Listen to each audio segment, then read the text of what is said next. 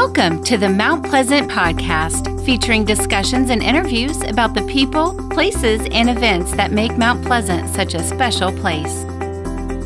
This is the Mount Pleasant Podcast. I'm your host, Brian Cleary, and all thanks to the great people of Mount Pleasant Magazine, I get the honor, the privilege of introducing you to Mount Pleasant, the people who make it such a special place to do business, to work, and even to live.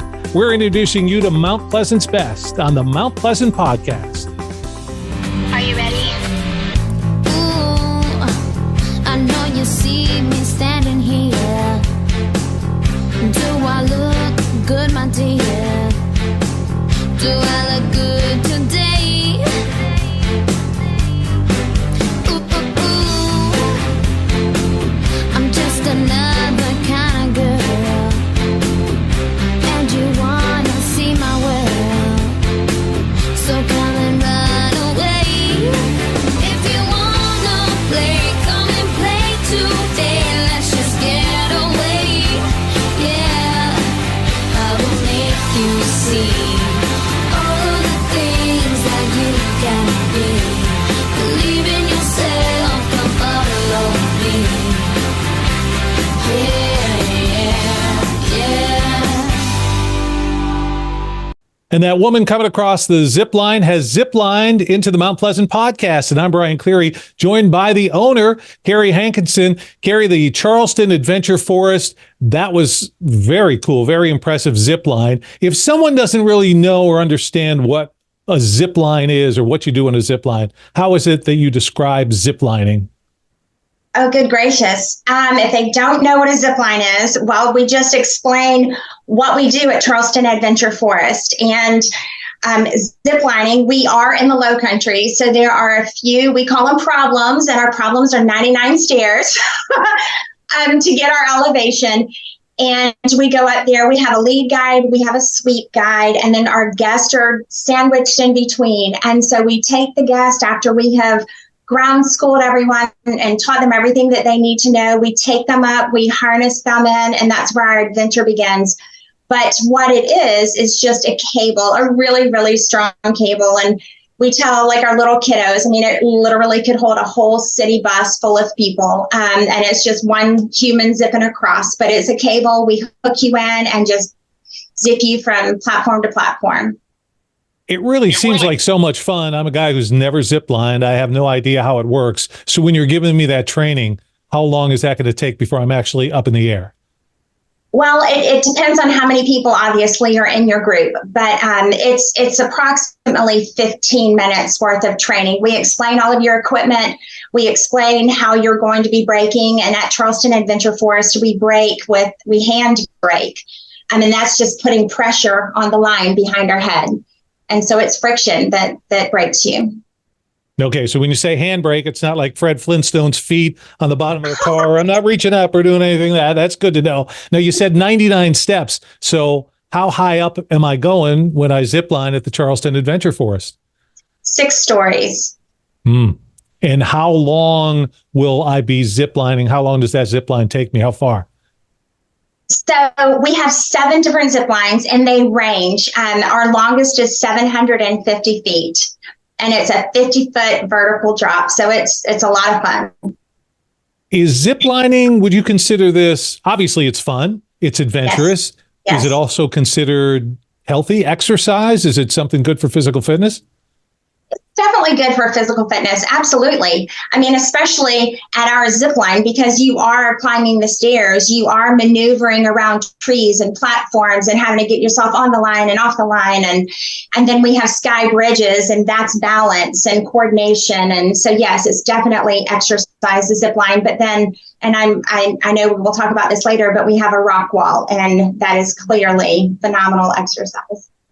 Yeah, there's more than just zipline at Charleston Adventure Forest. We're just focusing on that to start. And Carrie, what is it that went off in your brain that said, you know what, I want to own, and my family, we're going to own a place where people can go zipline? How did you get involved in it?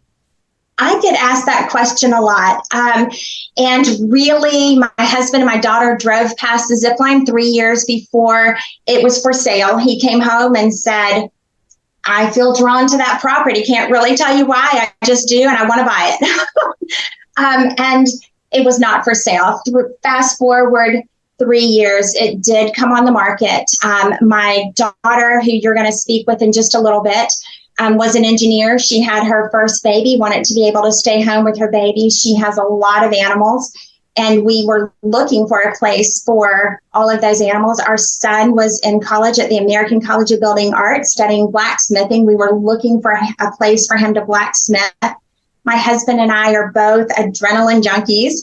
I was a gymnastic coach for years, and so it all just kind of fits. I mean, I really feel like being out at the Zipline and trying to encourage people to get out of their comfort zone, to challenge themselves, that they can conquer their fears, that they're really growing, whether you're an adult or a child, because we have zip lines for both, separate zip lines.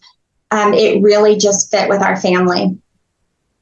And this is a family-owned business. And for folks who saw the introductory video, it does make a note there that you homeschooled 4 kids for 20 years. So during that time, obviously you were home a lot, but that's not all you were doing. So when you say an adrenaline junkie, give me an idea of, other than ziplining, something like that you've done yourself. Oh, wow. Well, I am a scuba diver.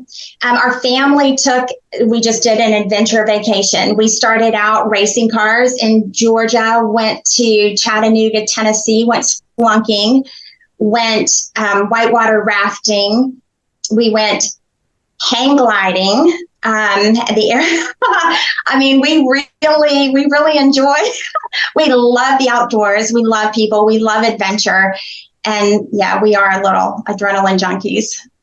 My life is pathetic. Thank you very much for pointing that out to me, because I have done almost none of that.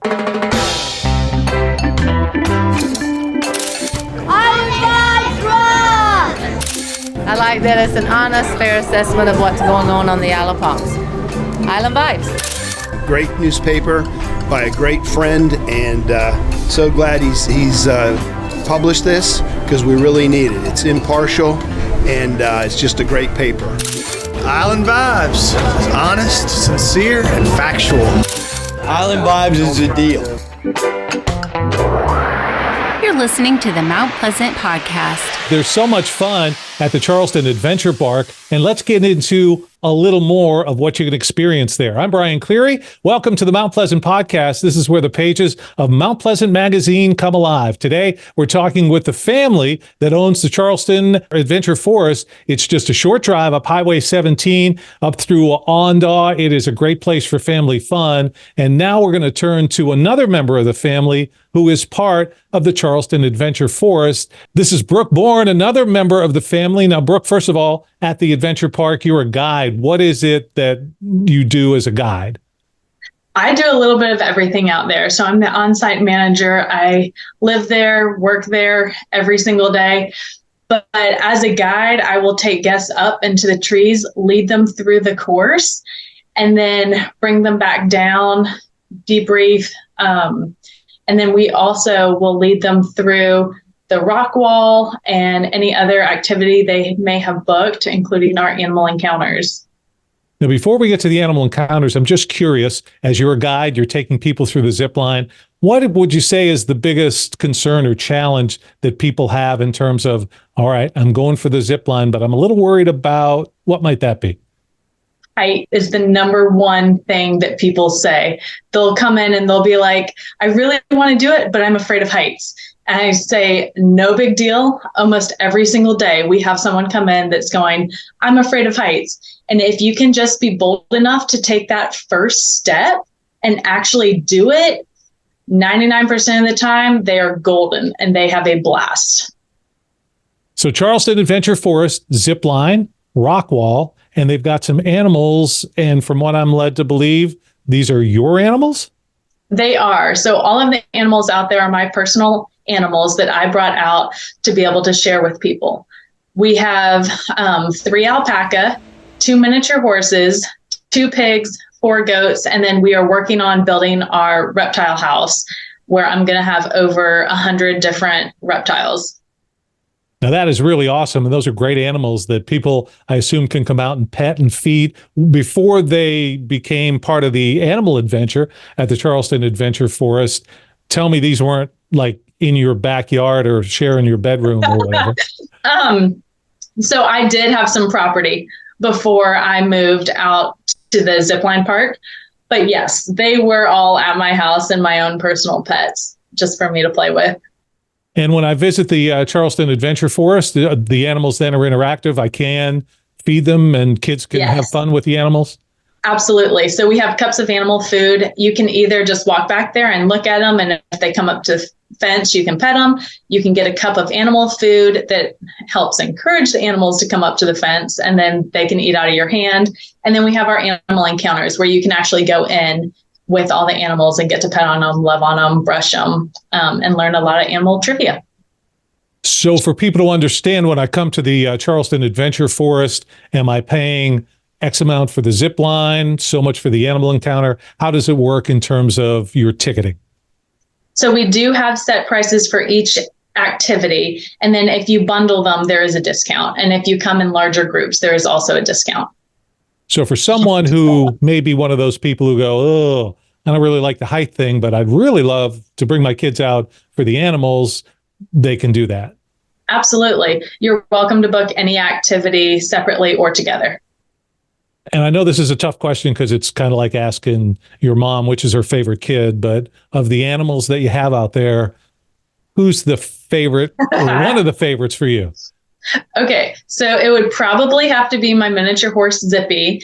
He is only 24 inches tall and he is full grown. To put that in perspective, our dog that we have out there, who is a livestock guardian, she lives with the animals. She is larger than the horse, and the horse is full grown.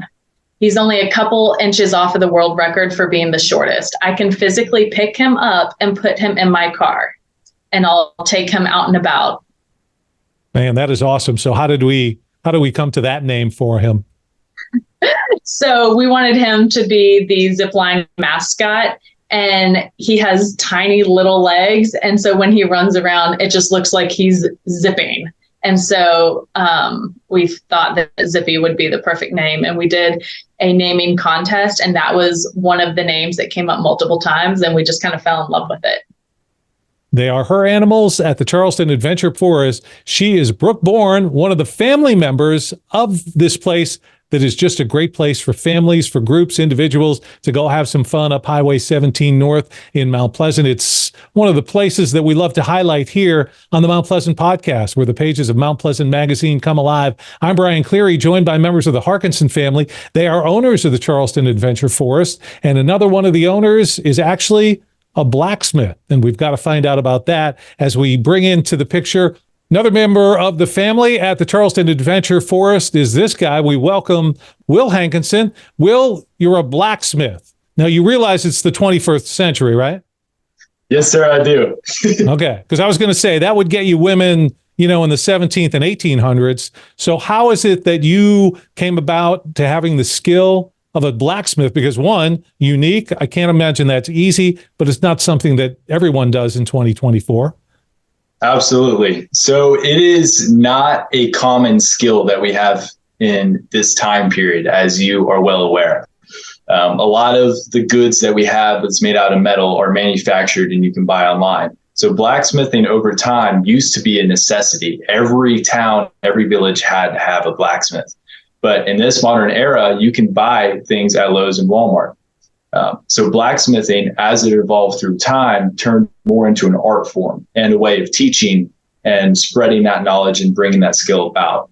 So how I started was an interest in fire, because I was a little boy around an adventurous family, and I like fireworks and I like making stuff. I've always kind of been an engineer in my heart, but not on paper yet, maybe. So I would always build things, take things apart, put it together, make a whole lot of stuff. It formed into a passion for metal. And so then I was able to use that and learn how to blacksmith. I started out under a man named Michael Bronco. He is right down the road, actually, and he does his own camps and activities. So I started with him, and then I went to the American College of the Building Arts. It is a 4-year college, and it's the only college in the country currently that has a bachelor's degree and a trade-specific course. So I have a degree in architectural ironwork, which gives you training in blacksmithing, and then it also teaches you a little bit about the business side and other things and aspects of a college degree. Can you give me an idea when you go to college for blacksmithing? I mean, is there horseshoe making 101? What kind of classes are you taking so that you're able to become an expert in this art? Yes. So if you just Google modern blacksmithing, a lot of things that would pop up is one, horseshoes, which makes sense because that's still probably the most niche and specific part of blacksmithing that is still needed. Farriers are still needed for that. But the other part is knife making and bladesmithing. So those are two of the main common things that most people recognize and understand. But what they don't realize is traditional blacksmithing is still well and alive. It's much less and less specific and more of an art form, but it's still alive. And what I mean by that is making architectural ironwork like gates and chandeliers and sculptures and all that sort of things. You can also make just doorknobs, little hand pulls, bottle openers, everything from tiny little things to very large scale projects. So when I visit the Charleston Adventure Forest with my family, what is it that my family and I can experience in terms of blacksmithing that you'll be able to demonstrate for us?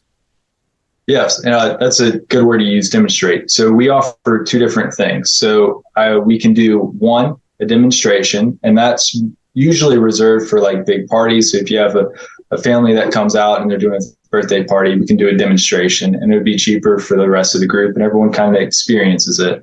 Might be able to pull in a person and they'd be able to work a little bit with a heat or two and then kind of go back and just talk through and talk over the history of things. But then the other part is classes. So we'll be offering blacksmith classes that are more one-on-one or in a smaller group setting. We can't have the groups too big because we have to be very mindful of safety because it is still a shop. That's a very big priority for us. But you are able to actually work and learn about specific techniques. So it could be a range of different items. So you can make hooks, you can make bottle openers. It would be small items, but you can make those things and then take it home when you leave. Wow, that's awesome. Now, obviously, it's going to be done in a safe scenario, but I'm always curious, as you're doing this kind of work, you're working with heat. Things are hot. How hot is that metal getting? So the forge, we typically use a propane forge. It's a little bit faster for setup and going. You can also use a coal forge, but propane makes a little more sense. That forge typically gets to about 2,500 degrees Fahrenheit. This is very hot, much hotter than your typical oven. And you get metal so hot that it's not quite melting, but it is glowing bright. And you're able to shift it and move it with your hammer. You can't physically touch the metal because it's too hot to do that, but it moves exactly like clay. Clay is iron wet by fire, or iron is clay wet by fire. So that's a pretty cool little thing, but yeah. Certainly an amazing and a unique aspect in terms of the Lowcountry. Where else are you going to find this? But you'll find it at the Charleston Adventure Forest. Now, Will, you're also a guide. Can you run me through, because the one thing I haven't been able to touch on yet, the rock climbing wall. Your sister briefly touched about that, but talk a little bit about the rock climbing wall that's part of the Charleston Adventure Forest. Yeah, so the rock wall is actually very cool. It is 65 feet in the air. Part of my job there is actually to maintain that.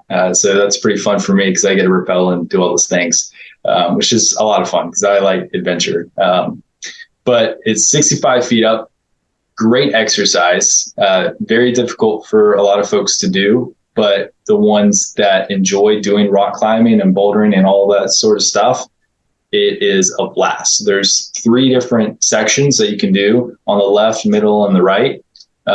There's different plane changes on the far 2 sides. And then in the middle, if you want to just go straight vertically up, you can as well.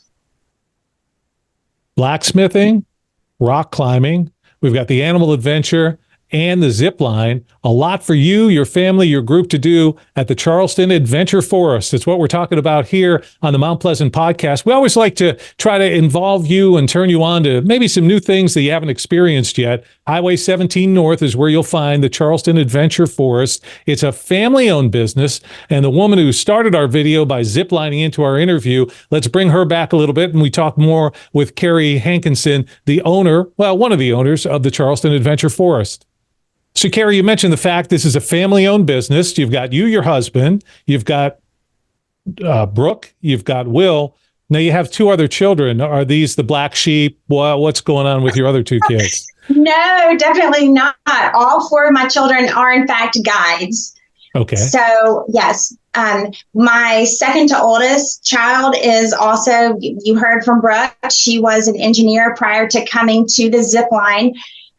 My second child is also an engineer. She is still an engineer, but she is a guide just on the side, but she recently had a baby. And then I have a 17-year-old that is a guide on our Kids Zip. And we do have adult canopy zip lines, and it's 7 zip lines and 3 sky bridges, but we also have a Kids Zip that is a totally separate course. And so Annalie is a guide on the Kids Zip.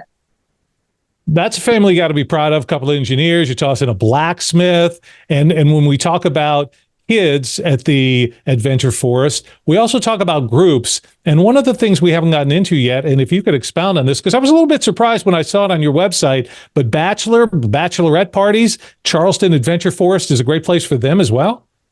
It absolutely is. We have a ton of bachelor and bachelorette parties. I mean, the typical traditional get together with the guys, get together with the girls, and go to a restaurant and, just have a good nightlife. Well, during the day, they're also looking for things. And so we are a little bit cooler temperature wise. I mean, we are under the canopy of the shades, and Charleston gets hot. So during the daytime, if you want to get out of the sunshine, come and do something fun outdoors, it's a little different. And so, we get a lot of groups that have a blast. And beyond the bachelorette parties on the older side, I have to think the Charleston Adventure Forest is perfect for a kid's birthday. Lots of children birthday parties. We've got the Kids Zip that's designed for 5-year-olds through about 12-year-olds. And so, yes, a ton of birthday parties. And those kiddos can add the rock wall, they can add the animals, they can add the blacksmith, or they can just come and zipline. And then we also have a lot of adult birthday parties. And we had a couple even that came and celebrated their 50th wedding anniversary. We do a lot of family reunions. We do a ton of team bonding, lots of things. And so for somebody who wants to find out more, not only about the Charleston Adventure Forest, but specifically, hey, I've got a group, I want to do a team building exercise or birthday party, whatever it is, what's the best way for them to get that information? I would have to assume is it your website? The website is a great place to start, just charlestonadventureforest.com, or you can give us a shout at 843-928-3ZIP. And as a family-owned business, you've got all your kids working for you. Let's be honest, is there a time you have to play the mom card, play the parent card to get everybody in line? Maybe that should have been a Brooke little question. I've homeschooled all of my kiddos. We have a fantastic relationship. And what I enjoyed most about homeschooling them was being with them. So it's a huge blessing that I get to have them out there working with us or working with me. And we really do have a great working relationship. That is not to say that I don't get the side eye from time to time. But we're really open about that. And my first priority is that our relationship stays strong. And if that was ever affected, then I would move aside. It's super important to me. So at Charleston Adventure Forest, a great place for kids, for mom and dad, for families, groups, the whole deal. It's a great place to get that adventure adrenaline rush. But you yourself, Carrie, you've talked about some of the things you did. What's your next thing that you'll do? Obviously, you're going to go beyond the zip line. What's that one adventure thing that is still has to be checked off of your card? Oh, so my husband is a skydiver. And my daughter and my son are skydivers. I have not yet jumped out of an airplane, but that might be my next thing. Although I did go to hang gliding, they take you up behind an airplane, cut the line, and you glide down. But that's not the same as jumping out and pulling your own chute. So I think that might be it. Wow, skydiving. Well, obviously you're in the right business then, running the Charleston Adventure Forest. So much adventure for little kids, teenagers, 20-year-olds, families, groups, the whole thing. You've got to check it out. Go to their website. And Carrie, thank you so much for taking the time and letting us know about this gem that is part of Mount Pleasant. We appreciate your time today. Brian, I appreciate your time. Thank you so much. This is where it happens. The pages of Mount Pleasant magazine come alive, and we explore all kinds of different people, places, and businesses. And today, the Charleston Adventure Forest, a place that you need to visit.